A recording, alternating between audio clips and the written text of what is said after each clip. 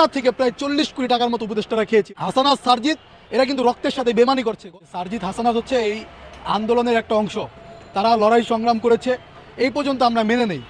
কিন্তু এখন আপনি দেখেন ভিতরের খবর জানতে গেলে উপদেষ্টাদের যারা আছে আসিফ নাহিদের বাবা মিরপুরে আপনার অফিস দিয়েছে, সেখানে অনেক লেনদেন হচ্ছে, আসিফ অনেক টাকা কামাচ্ছে। এগুলো সত্যি কথা, এগুলো আপনি মানে গা ঢাকা দিতে পারবেন না।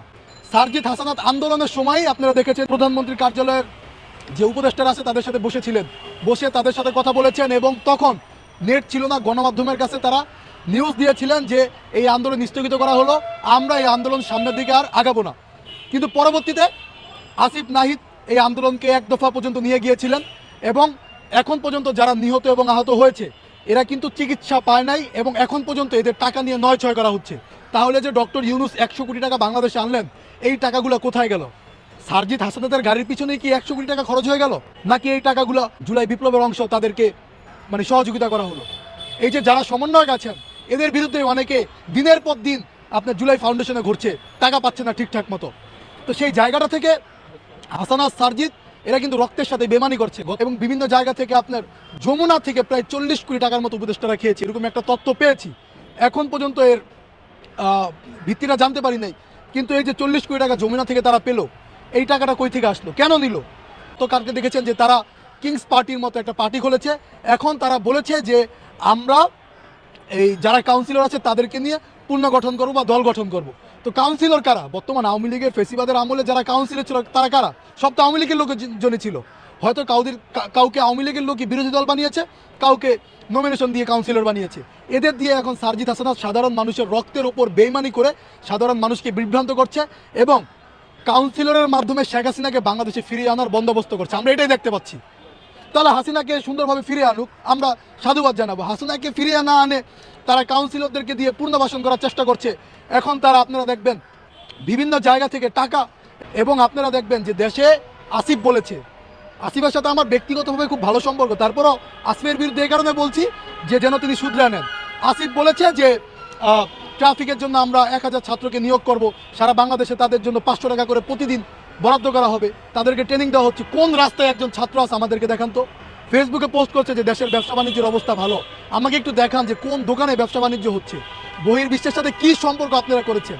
ফেসবুকে যে আপনারা ক্রিয়া নিয়ে বারবার লেখালেখি করতেছেন, ক্রিয়া মন্ত্রণালয়, এই মন্ত্রণালয়, দেশের মানুষ তো না খেয়ে মরতেছে ভাই। এই যে 4 মাস হয়ে গেল, 4 মাসে আপনারা দেখেন গুপ্ত হত্যা হচ্ছে, যারাই ভারত এবং আওয়ামী লীগের বিরুদ্ধে কথা বলছে এদেরকে মেরে ফেলা হচ্ছে। প্রত্যেকটা প্রাইভেট ইউনিভার্সিটি থেকে সমন্বয়ক বা যারা এই আন্দোলনের সংগঠক ছিলেন তাদেরকে মেরে ফেলা হচ্ছে। আমি তো মনে করি এর সাথে সম্পৃক্তভাবে আসিফ নজরুল এবং আসিফ নাহিদের সবগুলো জড়িত। আসিফ নজরুলকে একা দোষারোপ করছেন আপনারা।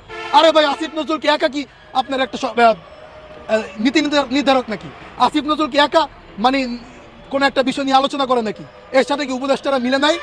আসিফ নজরুল যদি রয়ের থেকে 1 টাকা খায়, আসিফ নাহিদ রয়ের থেকে 100 টাকা খায়। এরা রয়ের সাথে কাজ করছে, দেশের ভাবমূর্তি নষ্ট করছে।